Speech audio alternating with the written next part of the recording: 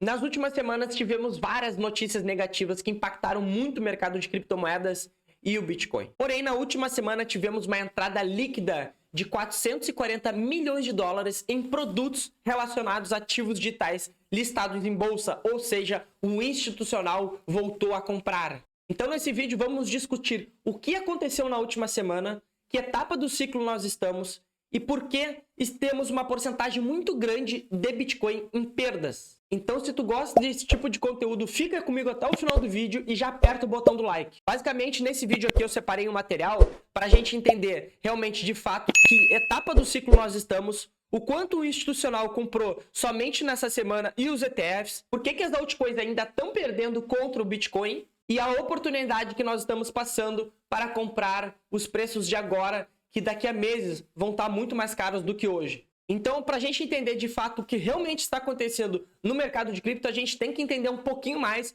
sobre o preço do Bitcoin e como ele está se comportando nos últimos meses.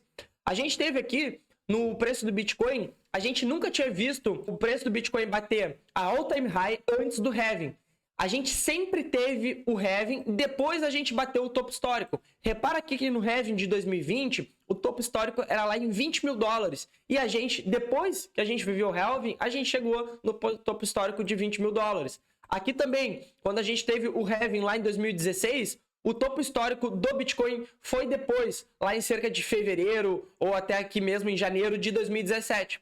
Então, nessa etapa do ciclo de mercado, nesse ciclo de mercado, talvez a gente esteja um pouco mais adiantado devido ao lançamento dos ETFs que aconteceram este ano lá nos Estados Unidos. Inclusive, acumularam muito Bitcoin. Saiu mais ou menos por volta ali de início de janeiro. Então, do início de janeiro para cá, o Bitcoin cresceu basicamente devido às entradas de ETFs muito grandes via spot lá nos Estados Unidos. E se a gente comparar também as quedas que tivemos lá do halving de 2016, a gente tinha quedas aqui, ó, basicamente de 30%, aí ó, 27%.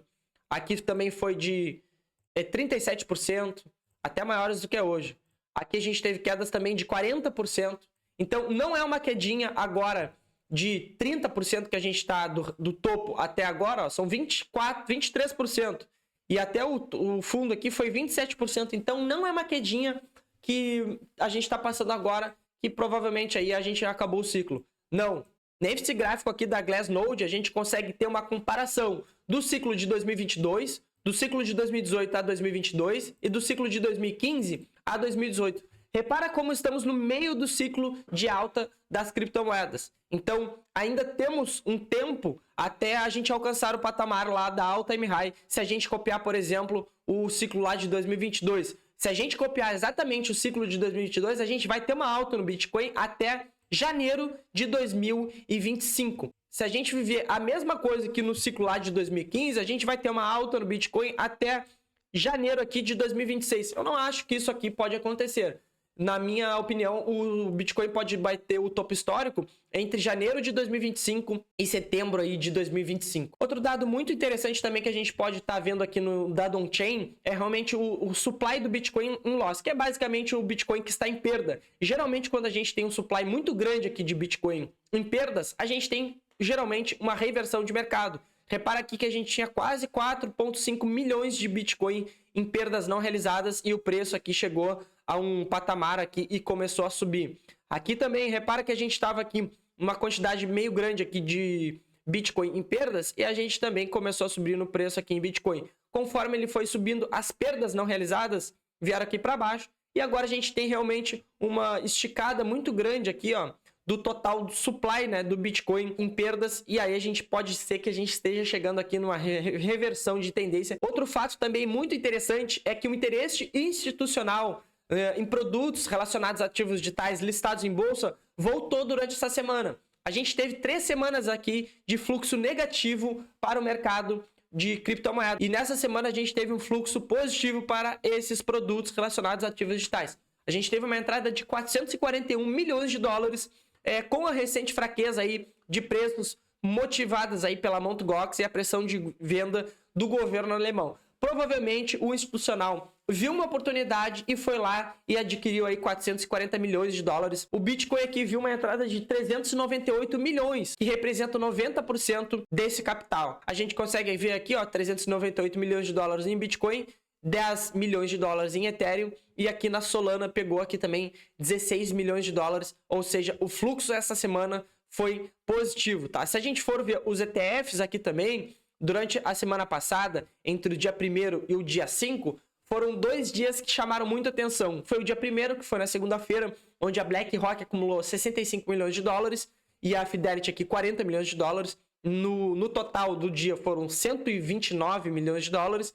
E aqui no dia 5, que foi na sexta-feira, a BlackRock acumulou 117 milhões e a Fidelity aqui 30 milhões, fechando aqui um total de todos os ETFs de 140 milhões de dólares positivo, ou seja, o institucional comprou durante a semana. Na Bitfinex também, a gente for parar para ver aqui, esse aqui é um gráfico das baleias da Bitfinex, que aumentaram aqui significativamente as suas posições de margem em longs. Agora tem 58 mil Bitcoin em long na Bitfinex. A gente sabe que na Bitfinex, geralmente, quem opera são as grandes baleias. São as grandes instituições ali que fazem hedge, algumas proteções e tudo mais.